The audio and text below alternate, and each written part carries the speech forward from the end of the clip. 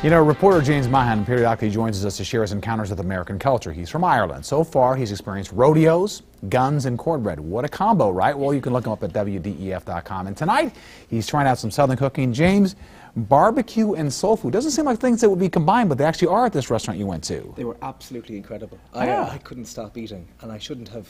I wasn't even hungry going in. I kept on going. But it's hard to stop. Yeah. And I can see why Southerners like their food and they appreciate their food. All right, so you got a story to tell us about, right? I have, yeah. I went out and I spent time trying to eat the food, observe the food, and I kind of focused on the fact that it's not bacon, it's not cabbage, it's not anything like that. Some of it isn't even potatoes, but this food will keep you fed during any famine. In my efforts to adapt to Southern life, I've decided to go full throttle and embrace soul food, or Southern cuisine. It's your soul food.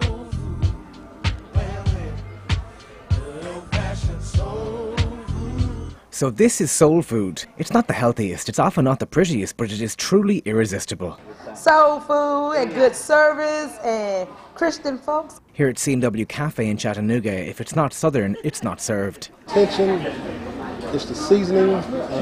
We do old, just Southern style seasoning, plain old salt and pepper and a few other secrets that we won't reveal, but basically it's just, we put a lot of love in what we do. I asked a man of God about soul food, wondering about its connection to the Bible or not. Home-cooked meal with mother's or grandmother's specials recipes, say for example for fried chicken or greens or mashed potatoes. So it wasn't too much about religion at all, it was more about chicken, good times and family times. C&W Cafe had a lot of happy people. I like corn, so that's the best fried corn I've had in a long time. We must not miss Sunday. This is the best day ever where we get soul food here. If it wasn't for the customers, it wouldn't be a C&W.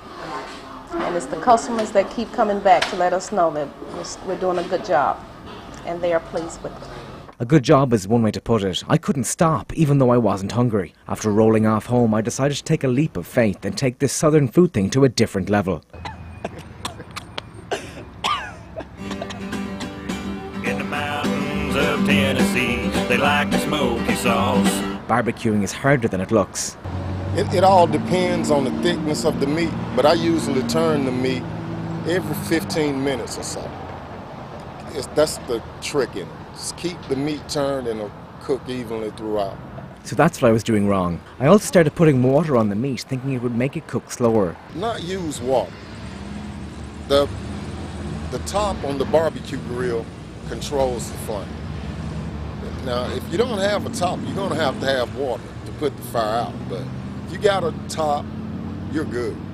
But over there in old Memphis, a dry rub ribs boss. The folks down in Georgia. Such a small piece of meat, you get so much flavor, so much texture, and you actually feel like you're being fed.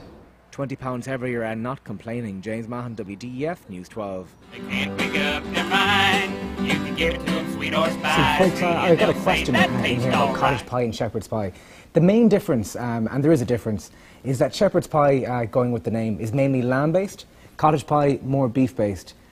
So that's why you see shepherd's pie around here. People here will compare it to meatloaf.